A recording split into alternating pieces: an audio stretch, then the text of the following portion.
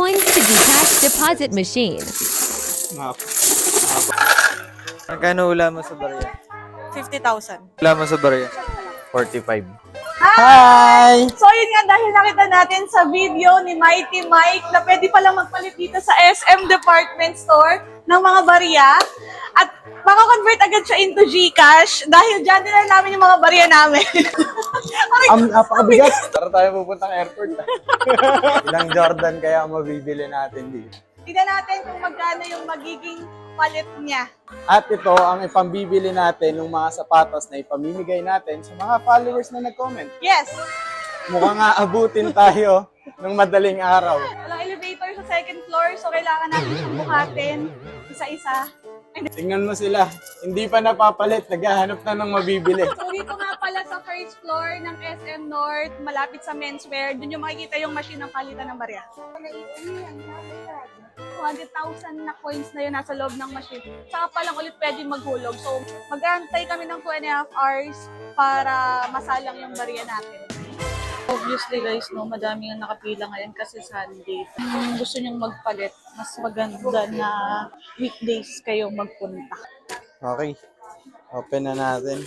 Basag-basag na nga itong acrylic eh. Oh. Puro 20 pesos. Napasubo ako sa'yo.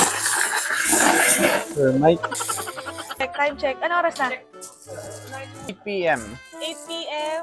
So, 3 oras na tayo nag-aantay dito. Hindi lang. 4. Almost 4 hours na tayo nag-aantay dito. Next na kami. Next na talaga kami. Kunwari masaya. Kunwari, hindi naghintay ng matagal.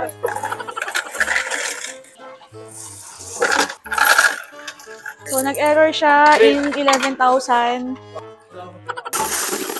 Kailangan natin tanggalin yung mga, merong tape kasi hindi siya tinatanggap.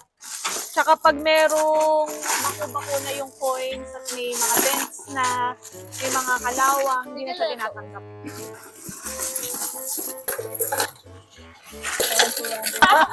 40? Kaya ng 40 to? Is 32,367.40. Pambili na tayo ng sapatos. Hindi working ngayon yung Gcash eh, kaya samayan natin ipapan. Pero dalawa yung pwedeng pagpilian, Gcash and PayMine. Pwedeng Nag-error. SM voucher. Pwede nilang palit sa SM voucher. Ano nangyari? So, ayun, nagkaroon ng system error. Hindi namin nakuha yung 32,000 namin. Pero sabi naman daw, ipapa-Gcash na lang siya bukas. Pero dahil dyan, wala kaming dinner. Wala.